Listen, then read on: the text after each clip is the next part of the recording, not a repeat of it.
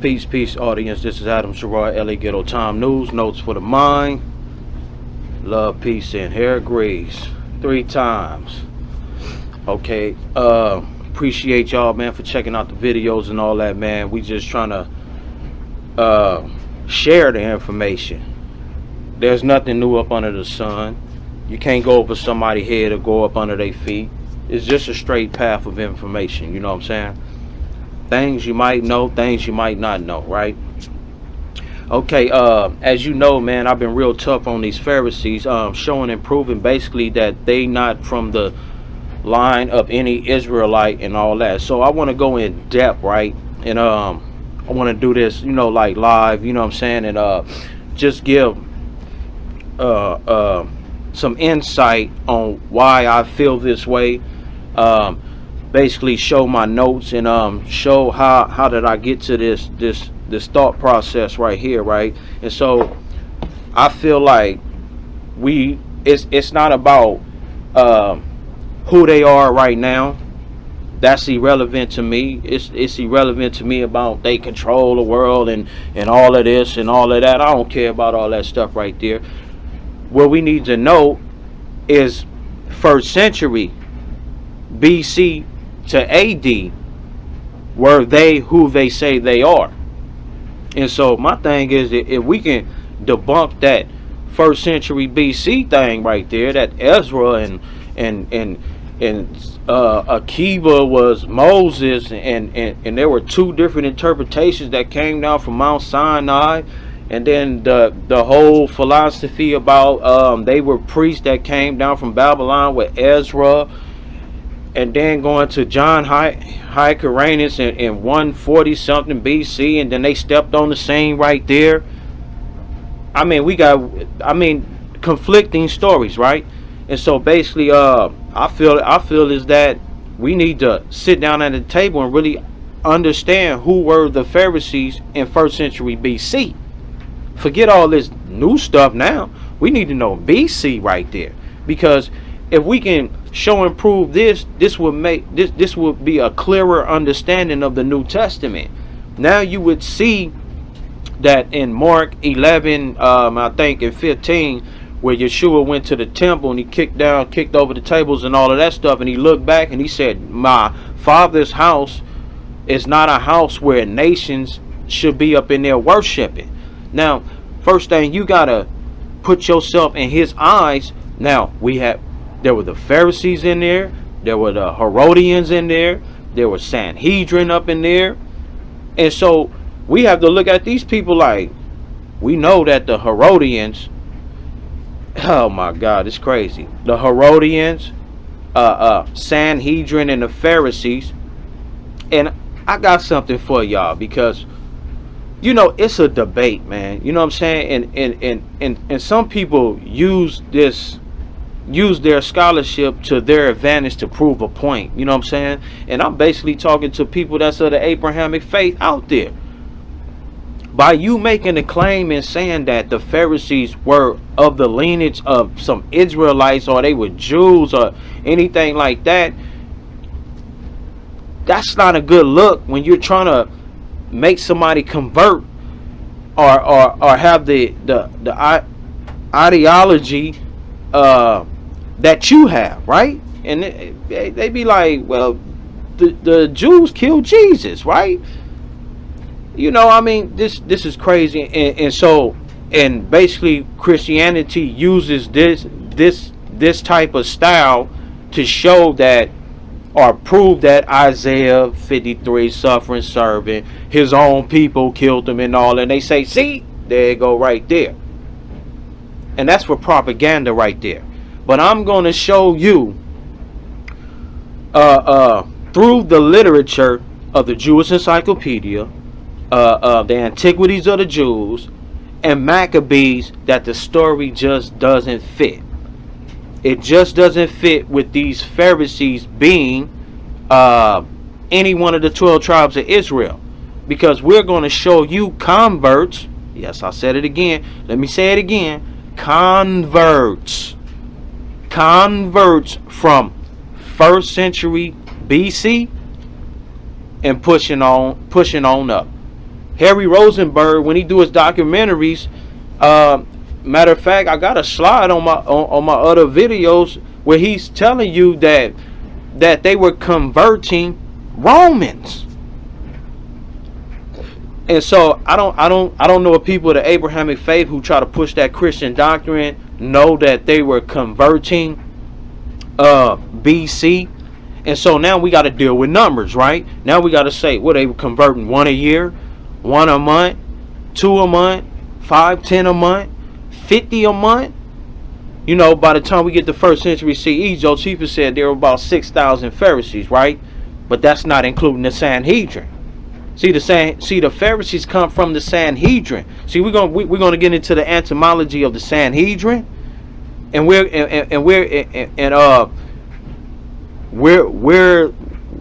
did the Sanhedrin begin? Because it's not 100 something BC, but rather 40 something BC, time of Pompey and all that, right? Okay, so and so we're going to demonstrate just by using Antiquities of the Jews and Maccabees, the references that we have to show and prove that it's impossible for them to be scribes, ordained, and be from any one of the 12 tribes of Israel, right? And so before we get to the slides, I have some notes. I think I want to go through a page of these notes real fast, so y'all bear with me. It's a lot of scribble scribe on here. So basically I want to talk about the time from Simon. His father was Mattathias, and he was made priest in 1 Maccabees 14 and 41. And so basically they were fighting the Romans, defeated the Romans. Simon made high priest and king.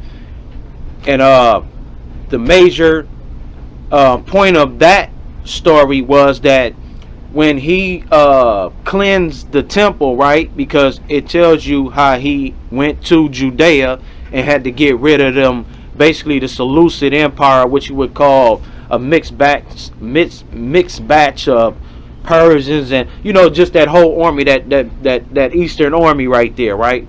But basically it's basically a Greek army, Greco-Roman army, right? So anyway, Simon takes over. He gets to the temple, he cleanses it out, then he goes to all the rest of the places and he cleanses out the Gentile from the places, right? And so what he did was, when you pay attention up in 1 Maccabees, he appoints holy men that follow the law. Now these holy men that he appointed are the same tribe of Levites that Simon and his daddy is from, which is Modein. And so we can see that up in Nehemiah, 1 Chronicles, we can see Jerub, forgive me if I ain't pronouncing that name fully, Jerab, excuse me, he was a Modein Levite. And so scholars tell you, you can look in biblical scholarship, and most of the biblical scholars tell you that Nehemiah, that priest from Modein, Mattathias, was a descendant of that Levitical priestlyhood. And so the Levitical priestlyhood went down from Mattathias to Simon to Hyrcanus. And so I want to establish that the holiness of these elders, and how it wouldn't have been a break of succession between Nehemiah, Ezra, and going all the way up to the Maccabees and getting to the point of John Hyrcanus. They would never ordain or put somebody in place that had a different doctrine, that thought a different way, and that wasn't according to 1 Chronicles priests, the 27 Levite priest cities, the chief men to be appointed in that position right there. It just would not happen. You know, this is coming from commentary of apostolic fathers who put a I mean, who put a bad jacket on Israelites, period, because you know they were preaching that they were preaching that millennialism, where spiritual Israel, all of Israel was cursed. As I stated, amillennialists believe that there's no 1,000-year reign after the cross. The Gentiles are the superior beings, and during the rapture and tribulation and all that stuff, they're going to get shot up. They're going to be put into place, and they ain't going to have to face judgment. Then when they come back, they're going to be that church and all of that stuff right there. You get all that. These are the people that's delivering this theology right here. And also we have the people of the Abrahamic faith. This is the fuel of their fire to display that Isaiah 53 of Israel killing the suffering servant, right? And so they go by this doctrine too, to show that, yeah, Israel rejected Yeshua. That's funny, because when you read up in the New Testament, I mean, when you read up in John coming on that coat and all that, they said the king is here. They said multitudes of people. I mean, that's the multitude. How big is the multitude? It's a lot of numbers that you got to be dealing with when you're thinking about these things right here, right? Okay. And so let me get back to this right here. Okay, and so so that's Simon time, and then we deal with Hyrcanus. Now we're going to be focusing on Hyrcanus, and that's Antiquities of the Jews, book 13, chapter 10, and starting at 1, going all the way down to like 6, right? And so we get it. We get a quote up in, I think, 5, that chapter 5, where we get the Pharisees, Eleazar, and we get the Pharisees having a disputation with Hyrcanus. And so when we start at 1, we get Hyrcanus taking over. But we have to understand that the priest that Simon put up in the temple to do the sacrifices and to make the offerings and all that were modein priests. And so what's funny is when we get to book 13, chapter 10, then we get to 5, we see Pharisees on the scene. And he disputing with the Pharisees, with Eleazar telling him that you can't be high priest and king at the same time. So he get mad. And what's interesting is that one verse says, and so John Hyrcanus basically makes a decree to ban their doctrine from being preached, or not being preached, but being learnt by the people, right? And so we have to understand that Hyrcanus, he didn't do no battle in Jerusalem. Simon already took care of that. He already set it up. So when Hyrcanus, because him and his daddy were contemporaries. And so when he came to Jerusalem, the priest was already there. And so we have a problem where Josephus, Antiquities of the Jews, it's a statement in there where it says that they have the doctrine of their fathers. And so from that word father right there, we get this confusion where where scholars say that, okay, these Pharisees were there before Hyrcanus went on that feast day, and all of them things took place right there. Then we get another instance in the book of Antiquities of the Jews, where it say that John Hyrcanus he was a Pharisee. And so let me get this right here. So let's get some facts on that right there. Hyrcanus was not a pupil of the Pharisees. Majority of the scholars say the Pharisees was added to the verse, and this was because where he appointed the Sadducees. And I think later on when you read up in the Antiquities of the Jews, it talks about how the Sadducees was arguing with the Pharisees about the slaughtering of an animal, right? And so they base that right there, and they say that the Pharisees had a more adequate or more of a historical accuracy on how to prepare the slaughter for the animal for the altar. But we have to understand that if you have modein Levite priests in place, holy men from Simon, they still there. And now, and so you see priests up in First Maccabees, and then you go to Josephus, and you don't see Levitical priests. You see Sadducees. So these Sadducees in actuality are Levites. You see what I'm saying? And so no matter how you go around about it, you can't get rid of the fact that you already had some people in there doing a meat sacrifice and all of that.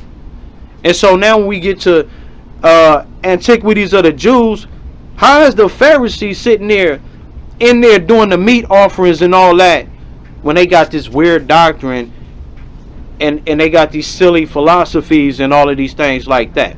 You can't have two different orders up in the temple doing the same thing. That's just impossible. And so you would have to say that the Pharisees were Levites.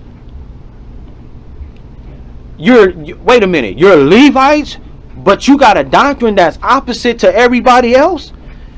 Man, you would be killed up in that temple, man. Because the whole thing about Simon and Hyrcanus was to cleanse the temple and cleanse all the synagogues and cleanse all the places and make them pure again. Making pure is prophecies in the Old Testament of how you make the priest pure again. Ezekiel, the priest gonna be doing sacrifices again. They're gonna be pure. It's gonna be as Moses stipulated from every detail and angle. It's gonna be the same thing. And so these guys in here with a different philosophy. Now, the different philosophy, right? When you read in the Jewish encyclopedia, even the Jewish encyclopedia tell you that they got their oral tradition from the Zugots. Now, these Zugots supposed to predate Mattathias and Simon and all of them, right? And they talking about the time of Onias and the Alexandrian Pharisees and this 200 BC era right here. The Jewish encyclopedia states that they got their oral tradition, everything that they teach in the Talmud right now. Everything they teach in the Talmud right now, they got it from their elders, which are the sages and the Zugots. These people are supposed to be 200 BC and all of that, right? But okay, so in 140 something BC, these Pharisees with oral traditions of their fathers, things like Adam has sex with animals, the pricking of a baby, pouring water on the head, and all of these other things, all these philosophies that they had, they in the temple with Hyrcanus. Hyrcanus is a Pharisee, but he's a modein priest.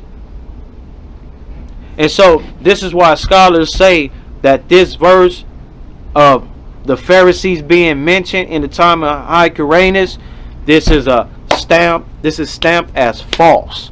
This is a false statement. But we're going to get to them slides and prove that right there. Okay, so now before Hyrcanus conquered Edom, there's no mention of the Pharisees. When we dealing with Antiquities of the Jews, book 12, no mention of no Pharisees. It only tell you about how he appointed. You go to the Maccabees, book of Maccabees, it show you how he appointed holy men from his area to perform the daily sacrifices and all that. Don't talk about nobody else. And we also have to understand that you can't show nowhere up in the Jewish encyclopedia where the Pharisees state that they are from the 12, any part of the 12 tribes of Israel or the Levite priestlyhood. They tell you they were a separate group. They came out of nowhere. They got conflicting stories and all of that. They're conflicted in their stories. But we got references, right? Okay? Because guess what, audience? The first sage or Zugot was a convert. What? A convert? See? That's going to be the dagger right there. That's crazy. the first, the names that they have, the Zugots, the first ones were converts. They were heathens. Wait a minute. That X's them out as being Levites. You're X'd out of that. Now you can't call yourself a Levite. But only Levites were able to be in the temple and do the sacrifices. That's why I tell you right here, this Pharisees that's up in Antiquities of the Jews, book 13, chapter 10, and stamped is false. And so, as I stated before Hyrcanus conquered Edom, there's no mention of the Pharisees with Simon. Simon and the modein priests, they the ones that purified the temple. From 104 BC to John Hyrcanus' death around 60 BC, the Pharisees' doctrine was non-void. Remember, John Hyrcanus made a decree. Antiquities of the Jews, book 13, chapter 10. Book 13, chapter 10, 5 and 6. You will see that he made the decree. We're going to get the slides and we're going to show y'all. He made the decree that the Pharisees' doctrine be banned. So guess what?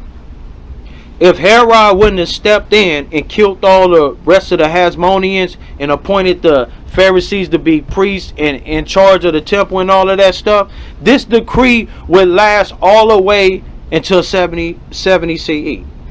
So you got to know that in the minds of the native Israelites right there, they knew this decree stood. So that's when you get to 1st century CE, and real Israelites, they ain't like the Pharisees. You have to understand that these were a sect. That's Pharisees mean a sect, a separate group. This terminology was put on them. But by who though, right? By everybody that knew they wasn't no Levites. See, that's the whole thing. You wasn't no Levites. There it is right there. Zechariah up in Luke, he was a Levite. John the Baptist was a Levite. Yeshua was a Levite. I'll take that back. Tribe of Judah, however you want to call that right there. Me personally, they all family. So I don't even get into them semantics right there. You know what I'm saying? So okay. So the doctrine was non-void. So who made them priests? And was he a convert? Who? So we know about Herod and Salome of Alexandria and all that. Aristobulus drowned in the ocean. This is Hyrcanus kids. You know what I'm saying? Herod killed their ass and all that stuff right there. Okay, so dealing with Alexandria Salome from 141 to 67 BC. She married both of Hyrcanus' sons. One got put up in prison, so she married the other one. He was a guinea pig. And then the slaughtering happened, dealing with the Sadducees, killing them, killing the rest of the Hasmoneans. And so at this point in time, we get to the Sanhedrin. This is a major focal point. Where does Sanhedrin come from? Because we get in one something where it say the Pharisees was right there, but all scholars tell you, and even in the Jewish encyclopedia tell you, that the Pharisees come from the order of the Sanhedrin. They come out the school of Sanhedrin. And man, when we go into the etymology of a Sanhedrin, we have to understand this around Pompey time, and he made Gaius the governor of Judea. He split Judea up into different parts, and he set up the Sanhedrin. What? Sanhedrin. Etymology, Sanhedrin. And it's funny that these Sanhedrin were a group of Greek elders. We're going to get into that right there, because that's going to be ugly right there. Because they say they come from the school of the Sanhedrin. We're going to show you a Roman connection. We're going to show you that these Pharisees were basically any other people but native Israelites. Okay. Let me see. Okay. And the same thing happened again when Alexander Jannaeus, which is one of Hyrcanus' sons, he made it so priest and king, and the Pharisees got mad again. So we got two different stories of John Hyrcanus and Alexander Jannaeus, where the Pharisees step on the scene and they telling him you can't be a priest and you can't be a king at the same time. And Alexander Jannaeus, you know what he did? He went and killed their ass. Yeah, he killed their ass, right? Okay, so let me see. Give me a second. Give me a second, audience.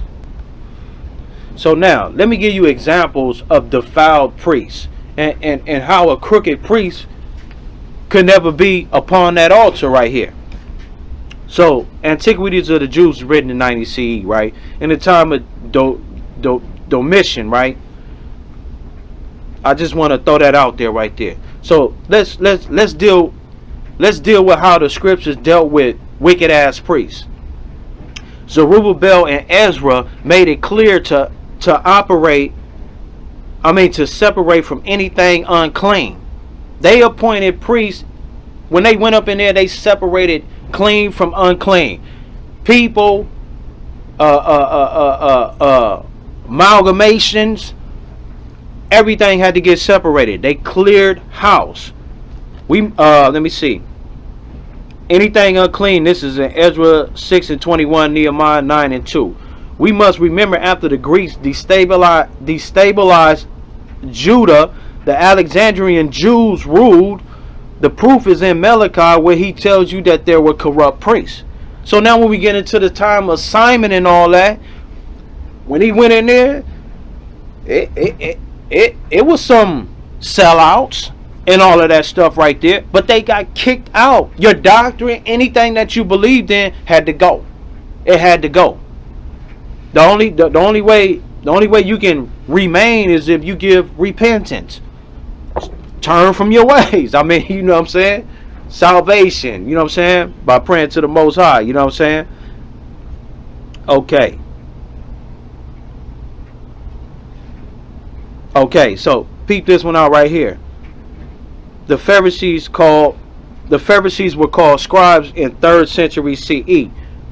But no scrolls we have, but we don't have no scrolls, but they call themselves scribes in 1st century BC. But we don't have no scrolls of the Pharisees or nothing. But we do have scrolls of the Essenes. So this is a myth, and this is only found in the Talmud. That story is only found in the Talmud.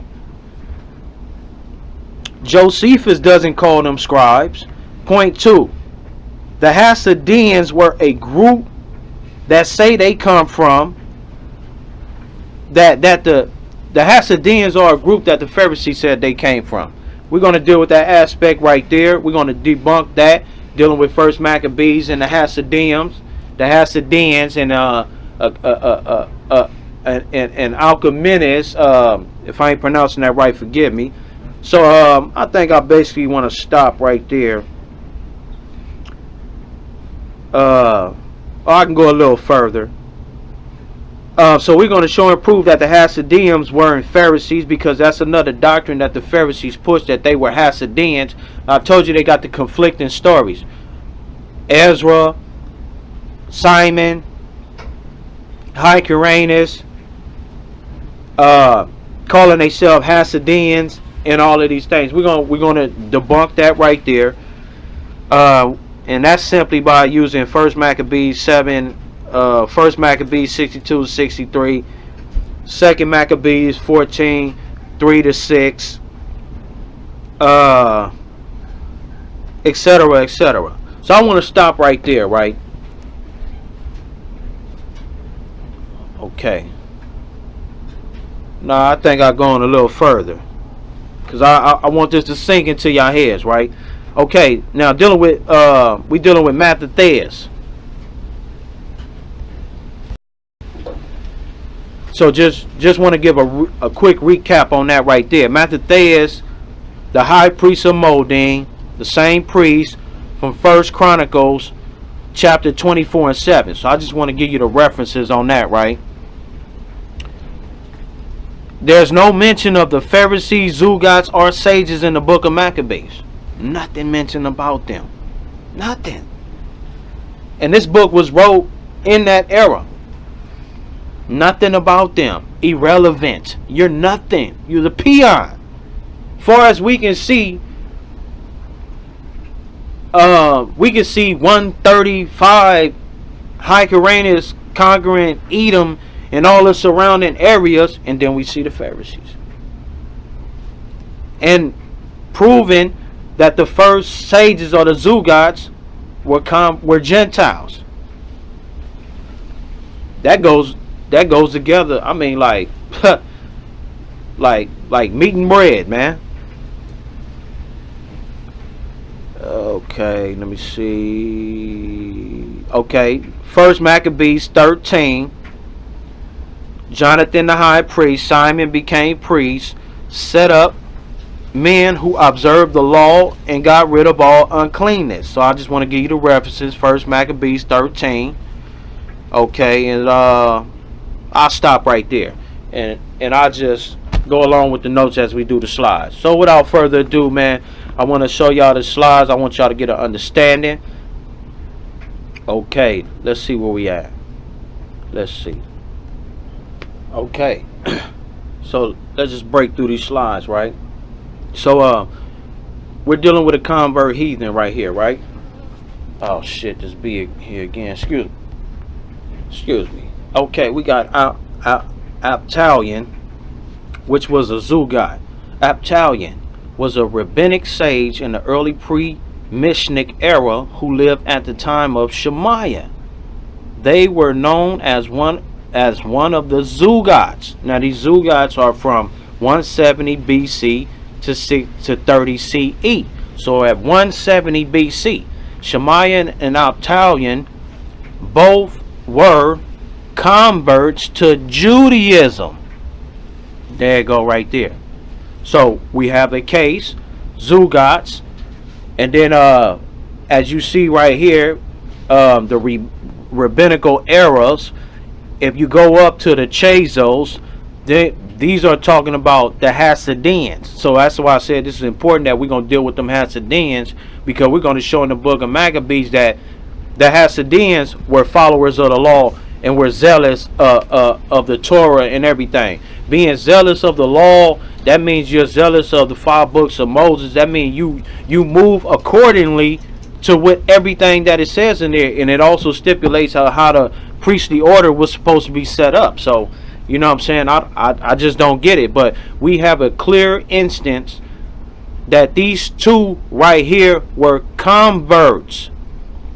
A leader of the Pharisees during the first century BCE, by tradition vice president of the great Sanhedrin, which the Sanhedrin wasn't around at 1 something BC, but excuse me, that's 1st century BC, so we would be talking about that time. He was one of heathen descent.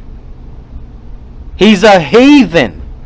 This is in the Jewish encyclopedia, telling you that their own main man was a heathen. So that's a convert right there. Let's move on.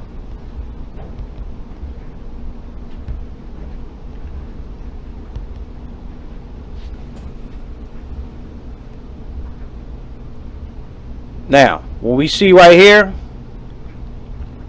all of these people right here,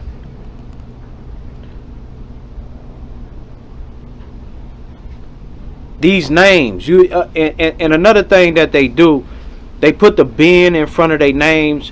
You have to understand, once the Herodian dynasty took over and killed majority of all the hasmoneans and all of that, they took the names. I mean, that's easy, right? You know what I'm saying? Steal the names, and then they start calling themselves these names, and then when we get to after 1st century CE, we think of them as being part of the family of the original Sadducees, which they weren't. You know what I'm saying? And so we got another heathen descent. Antigonus, Soko, a Jewish scholar from the third century BC. 3rd century BC. Do you hear what I'm saying? 3rd century BC. All of these are converts right here. We're going to demonstrate that. I want y'all to look at this and take notes on this stuff right here. Punch up the name, man. Punch up the name, man. Come on, man. Let's move on. Okay. Okay. This is more info on the guy, right? Antigonus. Excuse me if I ain't pronouncing that right. Okay. Now right here it says 2nd century BC. He was a sage. First is a zoo god, now he is sage. Antigonus represents a link in the chain between the traditions between Simon the Just and his teacher and the zoo gods. You see what this say right here? Simon the Just, his teacher. What? His Greek name indicates the extent of Hellenistic influence in this period. Only one of his statements has ever been preserved. We ain't gonna read that. Let me see. If I keep saying the name 2 different times, forgive me, man. And Antigonus did not hereby intend to deny the doctrine of the reward, but according to the rabbinic tradition, this dictum was misinterpreted by his pupils, Zadok and Bothus, right? Who saw it in Daniel and the afterlife, as was the result. They found the sect known as the Sadducees and the Modeins, who denied the doctrine of the world to come. So when we do research on the Sadducees, when we do what they call lost in translation etymology, we will find out that the Sadducees were Modeins. And then when you go into the etymology of the Modeins, it goes right back to the Essenes. It's really saying Essenes. And so this just lets you know that books been re-edited and all that stuff. There's no such word as Sadducees. In the New Testament, when it say the Sadducees, it's really talking about Essenes. And we're going to get them facts to you right there. So basically, you can just see that this guy right here was a convert, was a Gentile, and the people that he was running with were also Gentiles. And these are the fathers. These are the lineages that they trace all the way to these are the forefathers, quote unquote forefathers of these people, right? Okay, just giving you more info on them, you know what I'm saying? Giving you more info. Emphasizing on that right there. Okay, we got them. Let's move on. Okay, Josephus, Antiquities, book 15, chapter 11, verse 2. The Levites were slave workers. Disrespect of the Levites. This is what was going on during the time of Herod the Great and so forth. And the Talmud emphasizes on this. According to the Talmud, the Cathros family was a priestly family that had abused its position in the temple. Look how they talk in the Jewish encyclopedia. They hated the Levites. They hated them because they emphasize in that Talmud real hard on them Levites and all that. They don't mention the sins. They rarely mention Levites. But the hate that they had were towards who? See, it's an unknown people in the Talmud, where they got names from the Cathros family and all of that. The Talmud describes them in the Pushanim 57a in a poem that lists the priestly families that abused their position in the temple as follows. Woe is to them on account of the house of Bathos, what they say Modeins, which you would say the Sadducees. Yeah, so just showing you the Talmud emphasizes on each thing. So recorded history, and just showing you the hate that the Pharisees had. I don't know how you can be a Levite and you hate your fellow brethren. Ain't that something in the Old Testament would say you never hate your brethren? And so just showing you a division and showing you how these people could not be a Levitical priestlyhood. So Antiquities of the Jews, book 15, 11 and 2, reference right there. So let's get some justification on this right here. Okay, so this is basically Hellenization and the rise of the Pharisees. These are the websites, right? Further facing the development of the oral law of the time of the Greek influence, Philip makes his telling statement. It was the oral commentaries of the Midrash which first appeared following the time of Ezra, that the seeds of what would become the Talmud were sown. Okay, let's go down right here. Continuing Philip's quote, instead of the allegories and homilies of the Midrash, the Tannas employed logic and reasoning borrowed from the Greek, like the Midrash. It keeps on diluting the word of God in liberal quantities of fallible human opinion. And so this is a scholar that wrote a book, Philip. You can see it right here, www.cbcg.org, booklets, Judaism. And he just wrote the theology and the philosophy that was gaining ground during this time era. And basically he studied, through him studying these oral traditions and all that, he come to conclude that basically they had Greek philosophy in there. And so this is another key point to let you know that they were combined with the Greeks. They were them. Now they were them, but the inhabitants of Jerusalem and all of Judea and everything, they didn't feel this way. So there's no way that they would appoint them priests when these so-called Zugats and all of these people, these sages and Zugats, they were part of their development was from Greek literature and things of that nature, right? So we just giving clues. So this right here, this is Antiquity of the Jews, book 13, section 9 right here. Now, if they were in Jerusalem before Jonathan came down, John Hyrcanus came down to Jerusalem, that would make them Seleucid Greeks, because guess what? When we go up in first Maccabees in 4, we see that Judas defeats the armies of Lysias. These are Greeks. These are Greeks right here.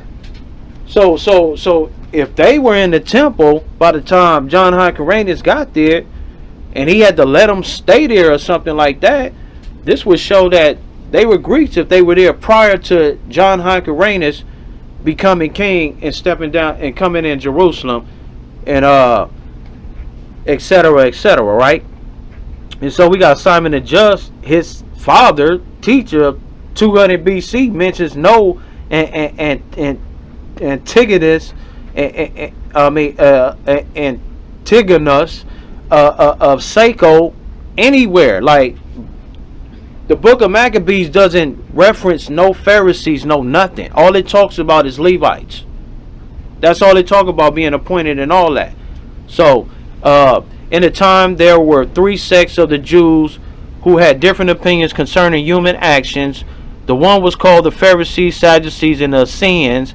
Now for the Pharisees, they say that some actions, but not all, are the works of faith, and some of them are in our own power, and they that are liable to faith, but are not caused by faith. the sect of the Essenes affirm that faith governs all things, and that nothing befalls men but what is according to its determination. And so each man died for his own sins. And so I just wanted to show y'all this, because this is another argument that people use as reference, dealing with suffering servant, trying to prove that these were Levites and all and things of that nature right here. So I'm just showing you a reference showing the three sects that was quote unquote in the time of John Hyrcanus, right? So let's move on. So basically this is Wikipedia, but just showing and proving that they follow oral tradition, right? And you can also look this up in the Jewish Encyclopedia. These sages maintain an oral tradition that they believe had originated at Mount Sinai alongside the Torah of Moses. So I just want to emphasize and just show you that this oral tradition, Adam had sex with babies, pricking up little babies, pouring water on the head, and all these different philosophies, everything that they teach now was from oral traditions that had originated in Mount Sinai. Now y'all want to sit there and believe that stuff right there. These customs, right? These customs right here, right? Okay. Okay. Simon Maccabeus, okay, was the second son of Mattathias, right? And so let's get a little history. After the capture of Jonathan, Simon was elected leader by the people assembled at Jerusalem, and at once completed the fortification of the capital. He made Joppa secure by expelling its Gentile inhabitants and filling it with Jews. And so when we also read in this story right here, this is basically and expelled the Gentiles, inhabiting and filling it with Jews. Them Jews that he put up in there, he put men of office up in there. And so these will be people from modein. These will be Levites right here. And so, like as I stated before, during the time of Simon, these Pharisees going to have to show and prove where they were ordained. Because according to these holy men right here, which Christianity has spilled a jacket, a wolf jacket on these hasmonean priest kings, you know, basically blotting them out, you know what I'm saying, to prepare the way for Yeshua. These are important figures at this time and era right here. These men set the stage for 70 CE. They set the stage because 70 CE men were descendants of Hasmonean armies, Maccabean armies. And so the people already knew what was going on in 1st century CE. This is behind the Testament. This is the everyday life that's not just explained in the New Testament like that. But shit, Malachi and Jeremiah, Ezra, and First Chronicles and all this leads you into the book of Maccabees. It's simple. So we get things like this. Let me see. In the Mishnah Yovit 1, 2, and 12 mention 5 Zugats. The first Zugat was Yosef ben Jozer, which was a motherfucking convert, and Yosef B. Johanan, which was a convert of Jerusalem, who flourished at the time of the religious persecution under Antiochus Epiphanes 174 to 164 BC. They were flourishing. How can you wait a minute? Levites are being killed, Jerusalem being murdered, pillaged. All of these things are happening to the people that goes against their governmental system, but you guys are flourishing. And this is according to the Jewish Encyclopedia that I'm reading from right here. This is according to the Jewish Encyclopedia. This is how they were living in the time of Salome Alexandria. Shemaiah and Abtalion, who flourished in the time of Herod. Fifth, Hilly and Menahem, which Menahem went forth and Shemaiah entered. According to the Mishnah tradition, the first in each Zugat was a Nasi. So these people were flourishing. Wait, how the hell you flourishing, but the real Levites being put to death, the Judites being killed, everybody being slaughtered and murdered, but you guys are living? I'm just showing y'all. I'm showing y'all. These are implications right here. These are all surrounding factors to give you an understanding that they couldn't have been the same color. They couldn't have been the same descendants of these people, because they were living two different lives. They were being spared while the real people were being killed. I mean, this is simple right here. And these are the Zugats of oral tradition. Come on now. Now, according to the Jewish Encyclopedia, this is the order, or they're given names to justify to justify the claim that they got their oral traditions from all the way to the time of Moses. Pricking, Adam has sex with animals. I'm gonna keep on reiterating that right there. So here go the list right here. This is the list. And economic analysts in Talmudic literature. He got it from him. He got it from him. Who received it from him? Who received it from him? And they all Gentiles. But believe me, that's at the end right there. We're going to show you who was all Gentiles. They got a whole list of Pharisees that were converts to Phariseeism. It's simple, man. So just showing you references. So let's bring some scriptures out right here, because I'm trying to figure out where's the succession. We have modein priests that were in the temple, that observed everything of the 5 books of Moses. But we have a book talking about that some Pharisees were side by side by these people. Some people zealous of God. If you're zealous of God and you see somebody doing something defiled or anything, you're going to kill them. That's the same thing that Mattathias did when he saw somebody mishandling or misconducting themselves upon the altar. He went and killed them. This is the same thing that would have happened with the Pharisees. Let's use common sense, people. Zealous people, you coming in there and you doing something. I say to you, the only way that the Pharisees had power to be in there and be side by side by Levites is that they were of Roman government stock. Roman government stock. That's the only way. Like, if you touch them, we gonna kill you. You touch them, we gonna kill you.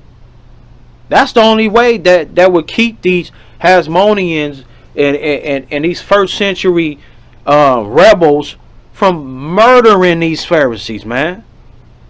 Because Jannaeus did it, Hyrcanus did it, Simon did it. They got rid of Gentiles. They got anything that wasn't of the 5 books of Moses, you get killed, man. Straight up.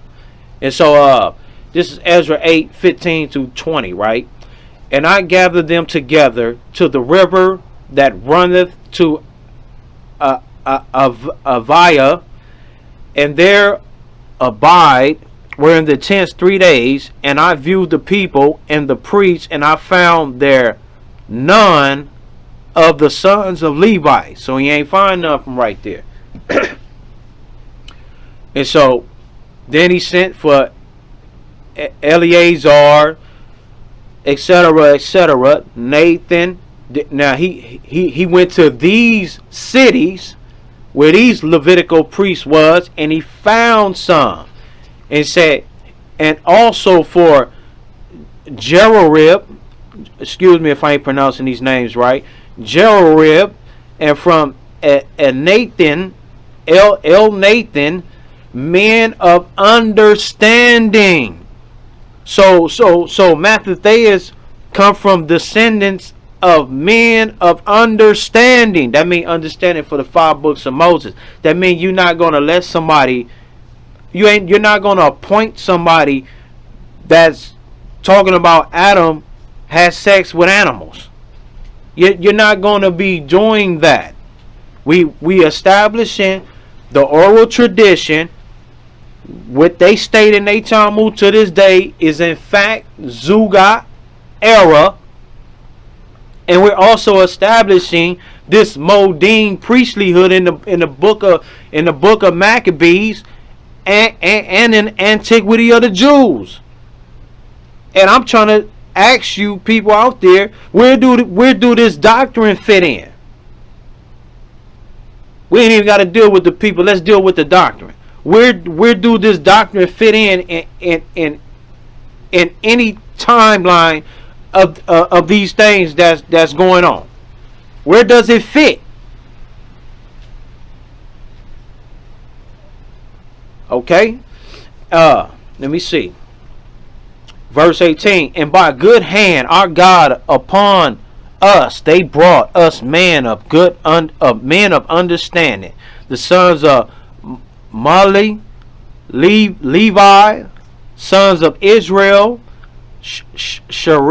Sherebah, sons, and the sons of brethren, 18. So we can see that Jerorib was a Levite from Modein. We can see Matthetheus, we can see Simon, and we can see John Hyrcanus, all Modein Levite priests, and they were some of the holiest priests because these were men of understanding. What? We not gonna, they're not gonna appoint nobody men of non-understanding. The book of Josephus, where these Pharisees come from, Josephus? Where they come from? Because scholars tell you that story is a fabricated story.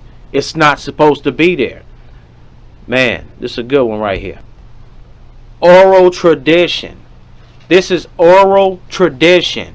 Ham smitten with skin. Wait a minute. This is racism right here. Do you understand, audience, that this is racism right here? Now, if this story goes all the way back to the Zugats, this shows you that there's no way that a black clan could write something like this pertaining to their own people. Because we know that Noah and all his sons and everybody else were all dark-skinned people. This quote can only come from people who are opposite in genetics. This is simple. We're homing in on key factors. We're showing you. The only people that will write something like this, you must not have dark skin. Come on now. Come on, let's get it together. Let's get some understanding.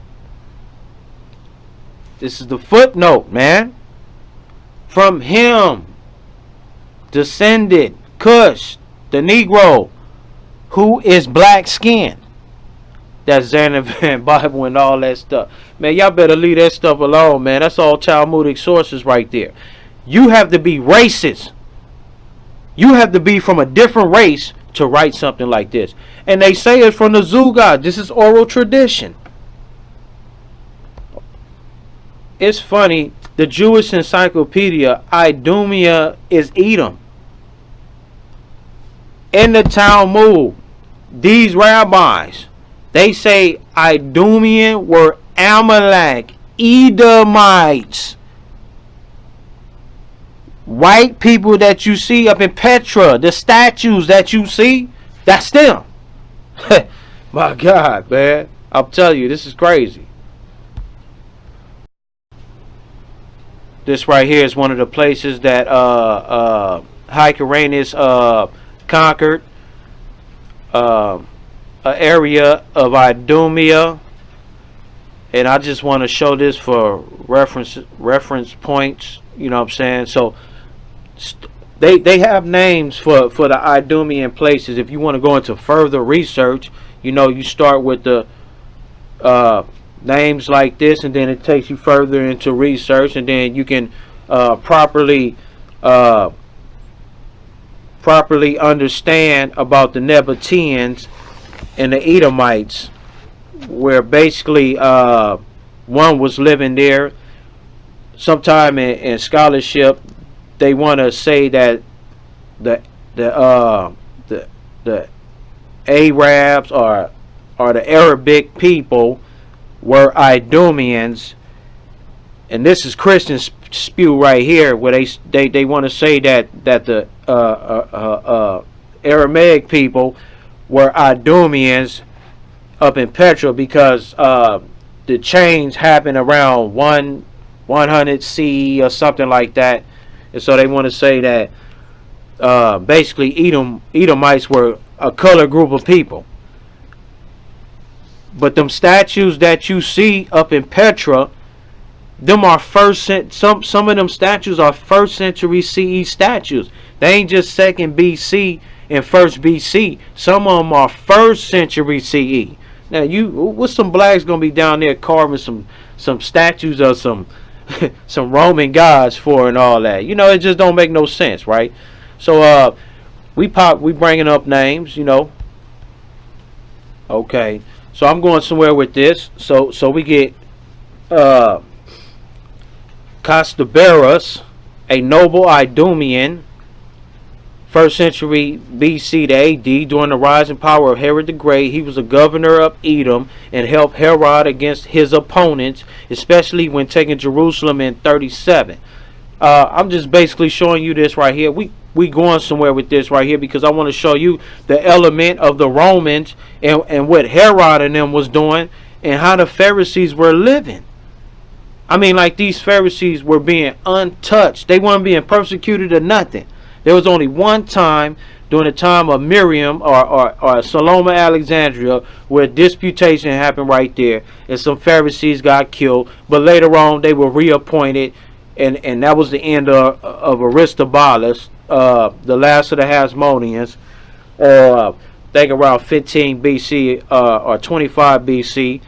And they were reappointed again, and these wars are going on right here. Costobar, he's going around pillaging shit and all that shit and all that, and you see it say Herod the Great, Salome. However, Herod opposes divorce with Costobar and later denounced him to Herod and had him executed at about 25. One of his grandchildren, also known as Costobar, is noted because the historians proposed the identity of him with the brother or half-brother of the Apostle Paul of Tarsus. See, these are all justifiable claims right here. Pharisees flourishing. These Levites flourishing, right? These Levites flourishing. But the real Levites, they being persecuted and killed. Let's show some more, right? Now this is dealing with the revolt of 70 CE, right? We do know for some great figures of ancient Israel opposed the revolt, most notably Rabbi Yochanan ben Zakkiah. Since the Zealots leaders ordered the execution of anyone advocating surrender to the Romans, Rabbi Yochanan arranged for his disciples to smuggle him out of Jerusalem, disguised as a corpse. Once safe, he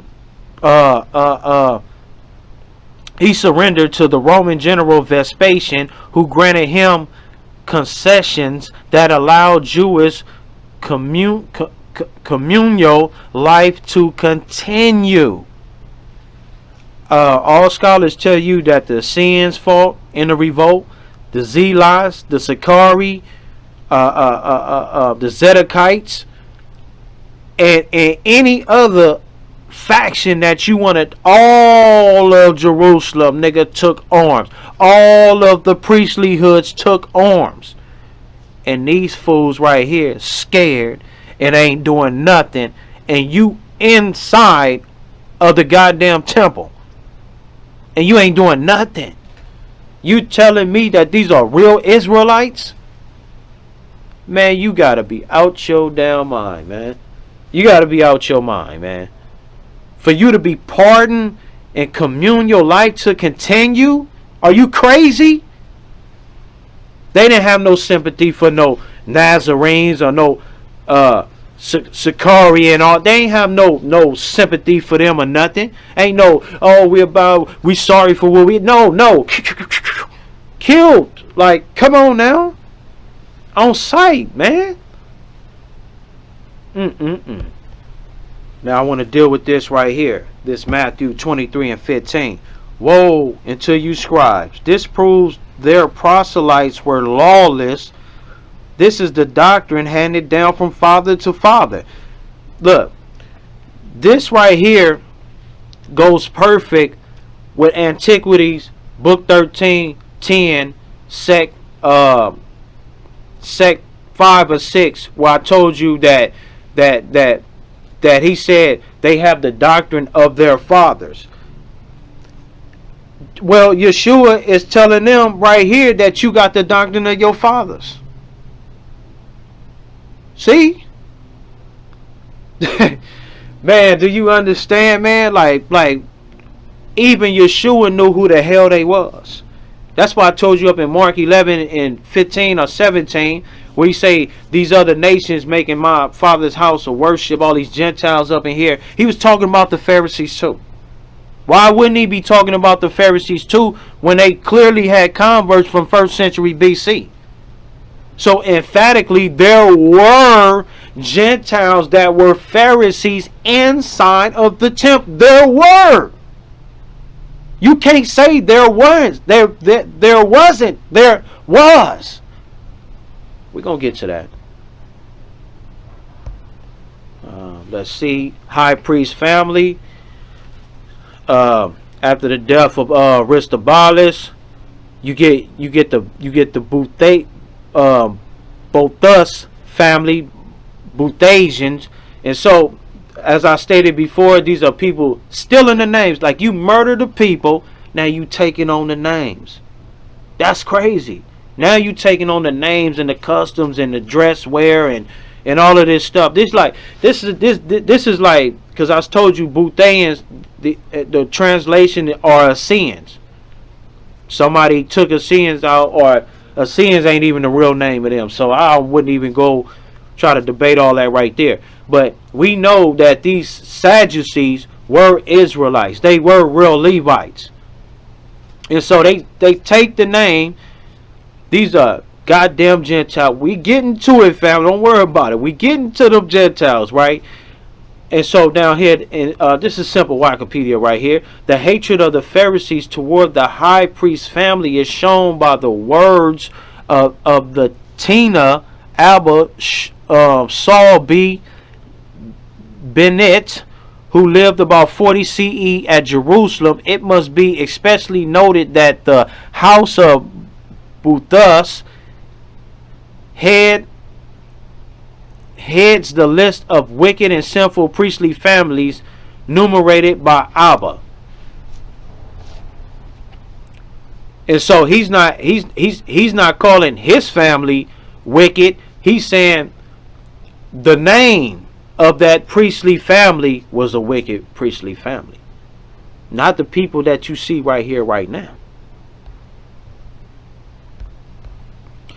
Talmudic sources never mention Essenes, but they do mention the Boethasians. What? I'm showing you something.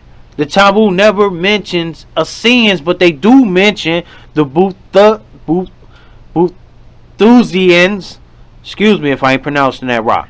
Excuse me why I ain't pronouncing that right. Now check this out. While Greek sources, including Josephus, never mention the Boethasians, excuse me, as such, but mention the Essenes as a prominent group, as the Essenes are often identified as the sect that produced the Dead Sea Scrolls, which do indeed bear some similarities to views excuse me, to views attributed to the Buthasians by the Talmud. Some suggestions has been made that the two groups were more or less identical, that the word Buthasian being a corrupt of Bet Esaya, or house of Essenes. Rewind that. The two groups are more or less identical. The word Buthasian being a corrupt of Bet or Esaya, or the house of Essenes. Now they say this is admittedly a high speculative position with little actual evidence to back it up, but it sometimes seems as the most likely explanation at the very least. Now they showing you etymology right there. What do you think by looking at the etymology? These are two words that are real words up in the Talmud. Come on, man. So in the Talmud it says Essenes, but it's just not spelled that way. That is the American way, the Western way. See? So we got them. We got them, right? Phaso was born in the Hasmonean kingdom to a Jewish aristocrat family of Edomite descent. His father, Antipater the Idumean. Both Phaso and Herod began their careers under their father, Antipater. Excuse me. You say these names and then you can't remember them the next minute. But anyway, in this time of 40 BC, Salome, Alexandria, the Pharisees take rise in here, and they're living good. They're living good. They're having babies by each other and everything, right? Okay. So Phaso. Oh, and just to let you know, Phaso was a Pharisee priest, a Sanhedrin or a Pharisee. So we got an Edomite right there that was what you would call a leader, a senator for the Sanhedrin and the Pharisees. Fucking Edomite, right?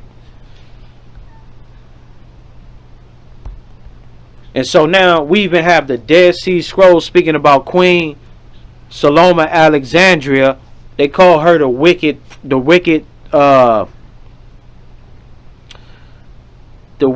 queen. And so we even have this up in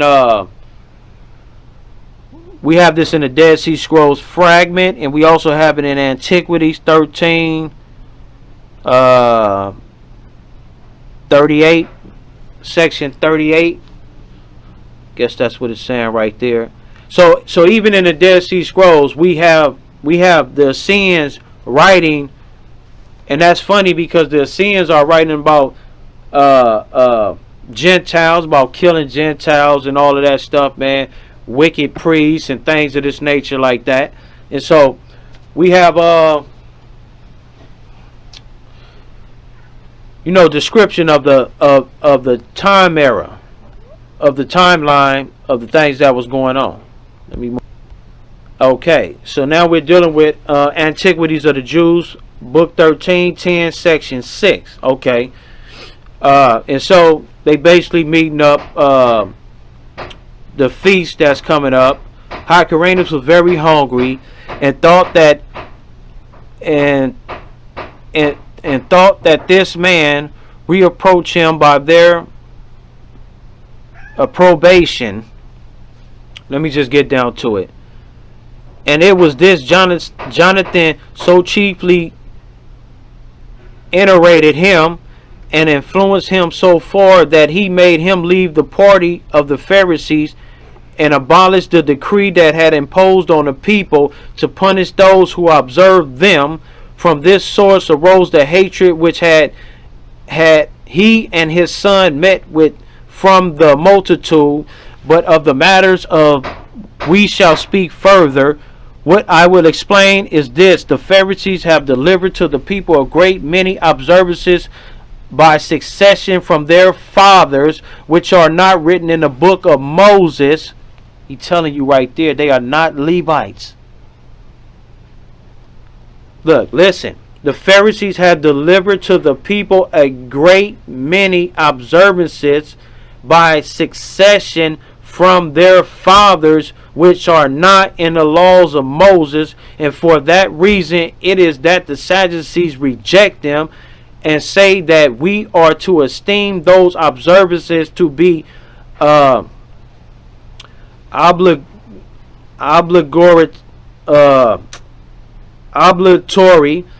which are in the written word, but not to observe what are derived from the traditions of our fathers. And concerning these things, it is that the great dispute and differences have arisen amongst them, while the Sadducees are persuaded none but the rich, and have the populace to them, but the Pharisees have the multitude on their side. But about those two sects and that of the Essenes I have treated accurately in the second book of Jewish affairs. So in this context right here, we have a shift in dialect between person to person, right? So when we dealing with when Hyrcanus was hungry, Jonathan, who chiefly iterated him and influenced him so far that he made him leave the party of the Pharisees, talking about somebody from the Sadducees talking to John. And then when we get down to but of these matters we shall speak hereafter, that I would now explain this, that the Pharisees have delivered to the people great many observances of the succession of the fathers.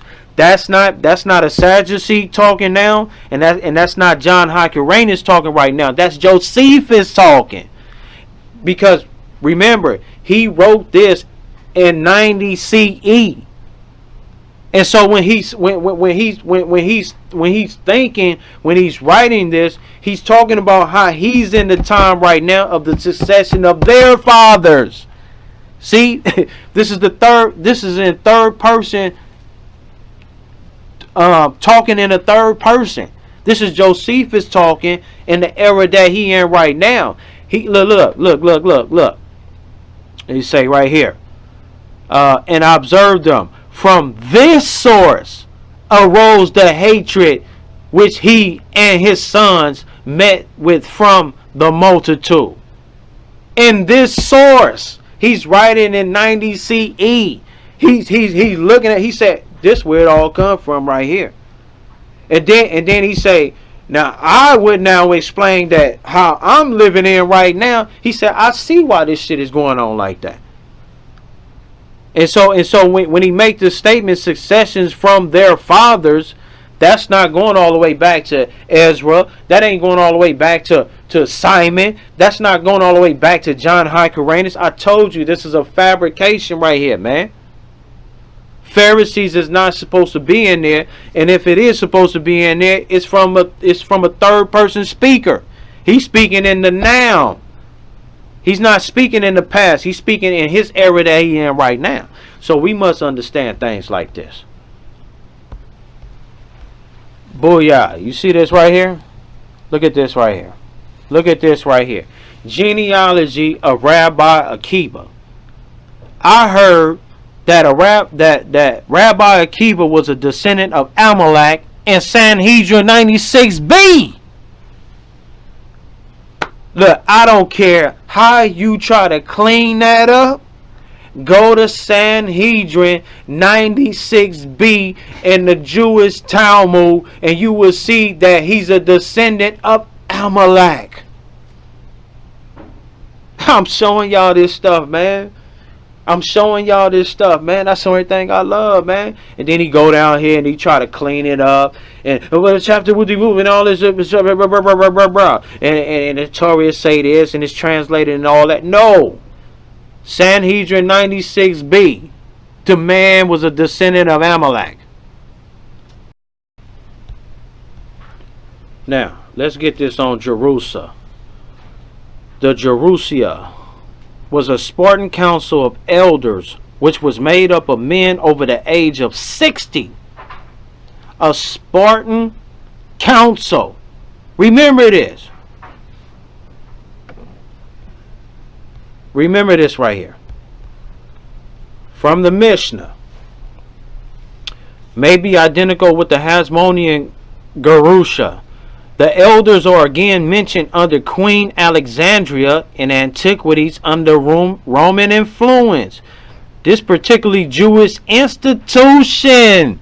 This is Jewish Encyclopedia telling you what Gerusha meant and what was its identity in the time of Queen Salome Alexandria. This particularly Jewish institution seems to have given place to the Sanhedrin. States that Gabanius instituted 5 Sanhedrins. This is in Antiquities X1V, XIV, nigga, book 5, section 4. States that Gabanius instituted 5 Sanhedrin.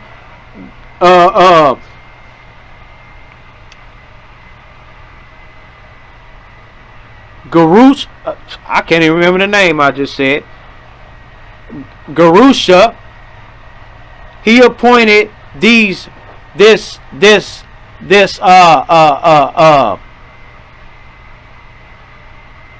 let me go back. This Spartan council of elders, which made up of men over the age of 60.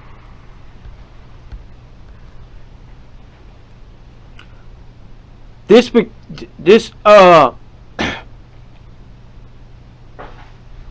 Jewish institution seems to have given place to the Sanhedrin. Antiquity states that Gabanius instituted the Sanhedrin. Wait a minute. The Pharisees say they come from the Sanhedrin school. The Sanhedrins weren't there BC, 100 BC, but 60 something BC. But the Pharisees supposed to be first. Conflicting stories. In addition to the Gerusha at Jerusalem, according to Philo, there was one at Alexandria under Augustus, another authority, however, mentioned only in the Ethernoch in the city. According to several interpretations of the catacombs where the Christians were up in Rome, there was a Gerusha at Rome, and a man by the name of Eusacrius that became its president. So they got burials of this Gerusha assembly that was brought down by Gabanius up in antiquities, and he set up the Sanhedrin. So the Sanhedrin are fucking woo! The Sanhedrin are Europeans, man. This is Jewish Encyclopedia right here. Now, this halakha, which is part of the Talmud right here, this is the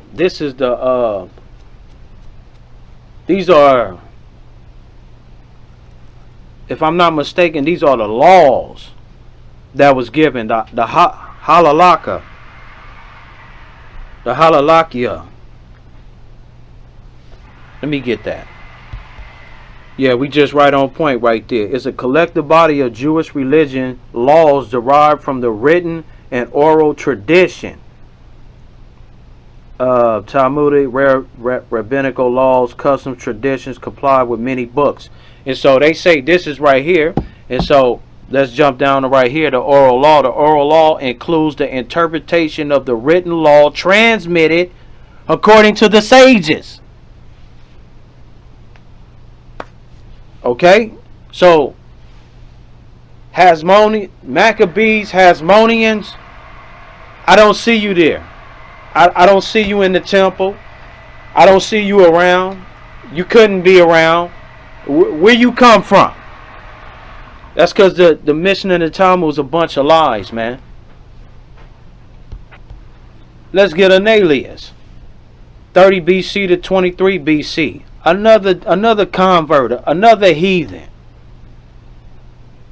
He was not of the hasmonean family. The Mishnah Para 3:5 identify him as Hamiel the Egyptian, while Josephus in Antiquities identifies him as belonging from Babylon.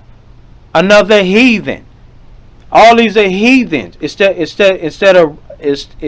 for Aristobulus, that whole thing made him king, then took it back from him and killed the rest of the Hasmonean family and all that stuff right there.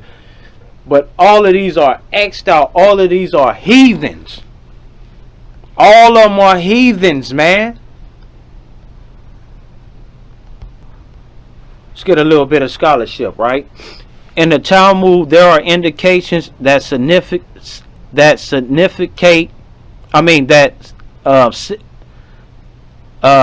let me see. In the Talmud, there is a indication that significant numbers of conversions to Judaism continue to occur until the Christianization of the Roman Empire in the 4th century CE, when the Christian emperor legislations against it.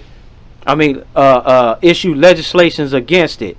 If conversions to Judaism continue to be prevalent, what exactly did Christianity? Why did Christianity win far more converts than Judaism in the 250 years during which they were more or less on the same footing? Christianity began as a Jewish sect, and the early Jewish Christians in Jerusalem were possessed by apocalyptic fever. And then it's just basically going on. So he's telling you that if conversions to Judaism continue to be prevalent, and it's stipulating that the first Christians were Jewish. And this is a perfect example of Christianity. Is from the Pharisaic order, the pouring water on the head, the Eucharist, and all of that stuff. All that stuff is Jewish traditions. That's rabbi traditions. Christianity was doing that. It's called the Eucharist.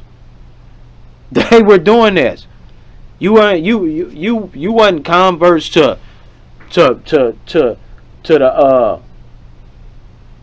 the congregation of Israel. You were to the congregation of the Pharisees. And so, just scholarship showing that they always been converting. I'm showing you BC. I'm showing you some AD. 250 years after the 1st century CE, they still converting. 200 BC.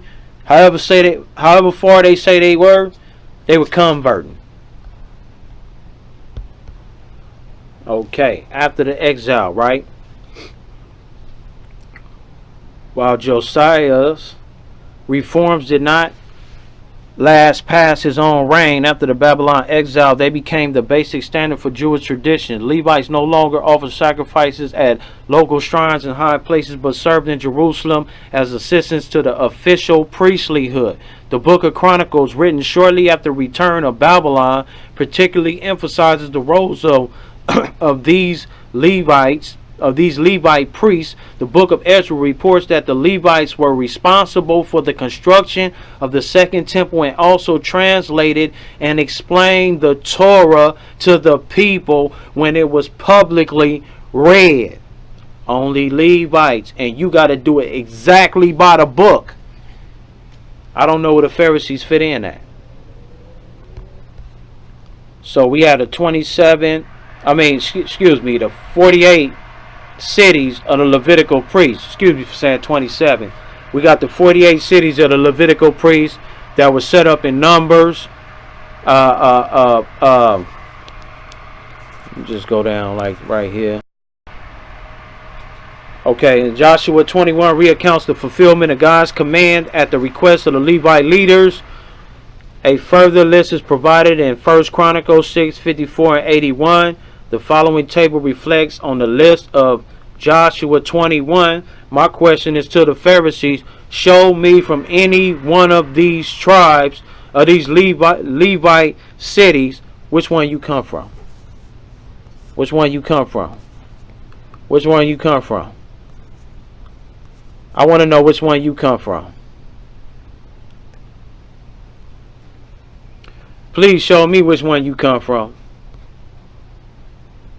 Because in the Talmud and all that, they don't have no record of none of this stuff right here. None of this. And so we leave it right here, right? We leave it right here. And this is, I'm gonna make like a 5-minute video later on just on this right here. But this is what I want y'all to do the research on. This is what I want y'all to study. Spend 2 weeks on your computer, man. Go through each and every one of these names, man. Each and every one of them. And you will find out, man, that these are all converts. BC, bro. BC, man. BC.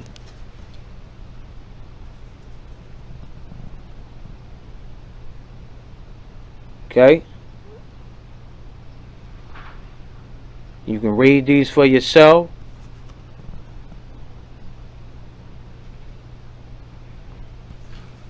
And then basically it's going into AD and all that. But you know, keep focus on these right here. Because Shemaiah and Naphtalian, these were the predecessors. These were the ones. These people are revered in the Mishnah and the Talmud. They are the first Zugats. And they were converts. They were Gentiles. They were heathens. And you converted into what? You converted into a Levite or something? Come on, man. You're killing me, man. So through all of this evidence, man, we are able to see that they're not of the Levitical order.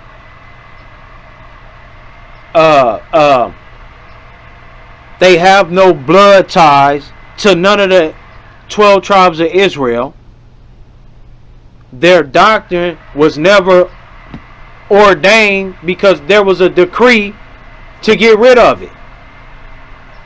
And if Herod wouldn't have killed the last of the priestlyhood, that decree would still stand to this day.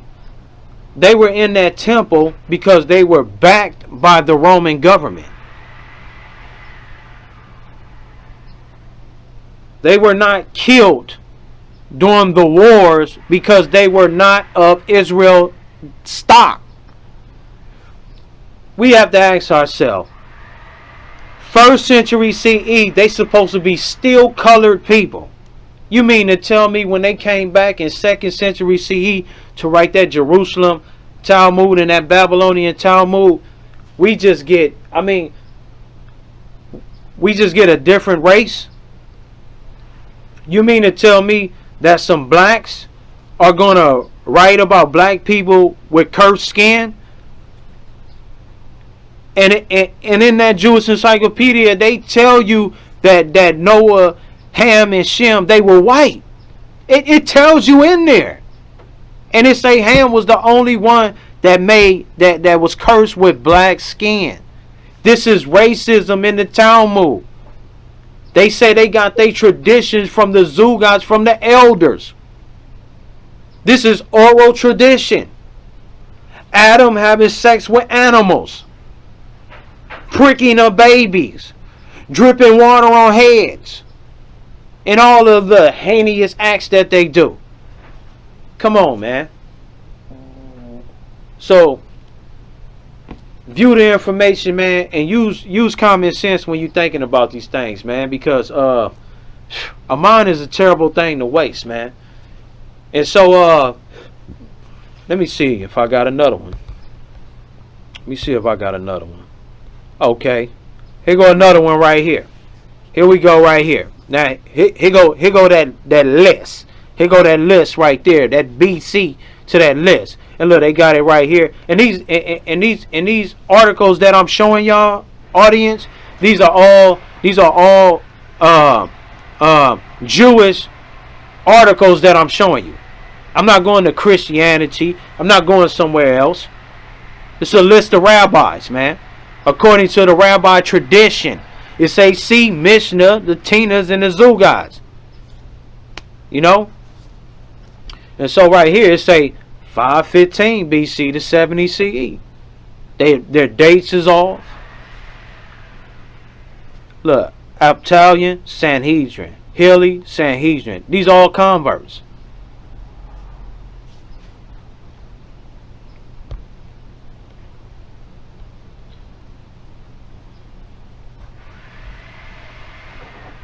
Going back to that Matthew 23 and 15. This is a rabbi. This is a rabbi writing about rabbi history of the curse of Ham. The case of rabbinic racism. And when you go up in this book, man, it tell you, man, that the traditions develop from oral tradition. This is Oxford, man. Look, man, they had so much hate, man, for the hasmoneans and all that. They even got it in the Rabbi Jewish Encyclopedia. And I'm just saying Jewish Encyclopedia because there's volumes of that, right? They even got the story, man, of Janaeus, man, when they brought him. When Janaeus had all them damn Pharisees killed and put to death and all that, man, they remember that story right there. And remember, that story was oral tradition. That wasn't written down yet. But when they got the writing, they wrote that right on up in there, man. So all the other stuff that they talking about, that's oral tradition. Gotta understand this, man. This is oral tradition coming from some goddamn heathens, man. Impossible for the sages to develop in the time of Nehemiah. Because in verse 45, both the singers and the porters kept the word of their God. That means you keep everything, like the order, everything. Verse 44, and at that time were some appointed over the chambers for the treasures of offering the first fruits, tithing, gather them out of the fields, portion for the law, for the priests and the Levites, for Judah rejoiced, and the priests and all of the Levites that waited. Levi. Nobody else. And they kept the word of their God. This tradition, you have to keep on following it. You got to keep that word down to the T, down to the priesthood. Everything that the Levites did in the time of Moses, you have to do the same thing. All this other doctrine and all these philosophies and all that goes up out the door. Dealing with even Onias, when we going to 300 BC in the time of Alexander the Great and all of that stuff right there. Even these guys right here are descendants of Mattathias. There's a Zadok and Jeroboam and Jeriba. Excuse me if I ain't pronouncing that. All from Simon. All of them are Levitical orders and all that. I told you, man, Christianity and some people of the Abrahamic faith, they don't want you to acknowledge that these people were ordained and they were anointed and they were called messiahs back then and all of that stuff. They don't want, because they have an agenda for first century salvation and things of that nature right there. Now, Rabbi Akiva, that's an important person right there. Rabbi Akiva represents every man, so to speak. He did not descend from Jewish ancestry nor nobility. He came from a family of converts. You know who his family is? The school of Hilly and the school of Shemaiah. The Sanhedrins and all of that. This is the schools that they come from. He say come from a family of converts, man. How far does that go back, man? A family of converts. a convert. Fourth generation, 139, 163. According to the Talmud, his father was a descendant of Roman Emperor Nero. Don't tell me about they wasn't no converts, man. Etymology of that Sanhedrin. So you can see this for yourself. You can punch that up. You can punch up the etymology of Sanhedrin. You will find out Sanhedrin. Them goddamn white old senators, etc., etc. Check that out. Up in Corinth, they had Sanhedrins up in Corinth. They had them in Epirus. These are places where you see in the New Testament, especially Corinth, where you see in the New Testament things going down right there. And so you get a clear understanding about where these Judaizers, who were these Judaizers? These were nothing but some Gentile heathens walking around, appointed by Herod, trying to be Levites. This is also in Jewish literature. The rabbis even put a curse into the daily synagogue prayers, the Amidah, which directly cursed the Nazarenes. Every day they curse the Nazarenes. And so biblical scholarship proves this point. That Joarib, ancestor of Mattathias, proving that. Y'all gonna learn today. Some of our greatest sages, whose teachers are recorded throughout the Mishnah and the Talmud, were themselves converts or descendants of converts, including Ochelios, Shemaiah of Talbian, Akiva, Rabbi Meir, and there have also been conversions as well, such as King Bulain and the entire kingdom of Khazars. These are this is Jewish articles.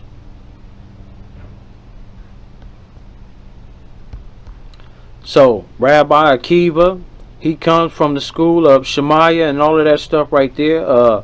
Just punch up some on Shemaiah, punk ass, real fast. Both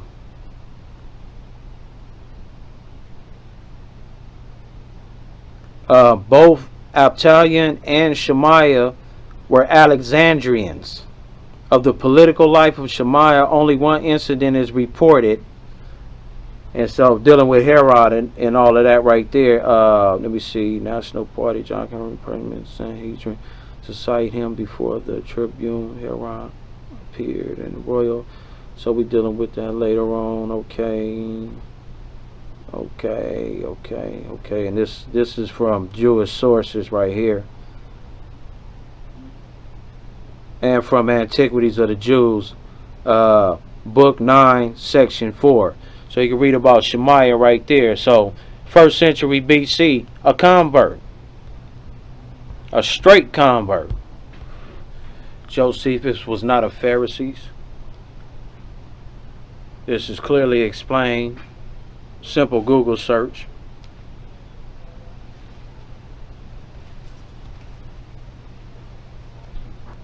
And there's plenty of scholarship to prove this point right here. So basically, man, just want to give a breakdown on this situation right here, man. And I hope this is edifying, man. You can take some things out, you know what I'm saying, do some research, man. Figure this out right here. I'm truly convinced that they were Gentiles up in the temple, man. Yeshua never did a sacrifice in the temple. We have to understand who was in the Holy of Holies. I don't even think Zechariah, you know what I'm saying? I mean, well, I take that back, as Zechariah was BC. So, you know what I'm saying, we probably still have some fractions. But by the time CE came around, man, it was just a gentrification. You know what I'm saying? And so, basically, man, I appreciate y'all for looking at this video. Love, peace, and hair grease. Peace out. We proved that.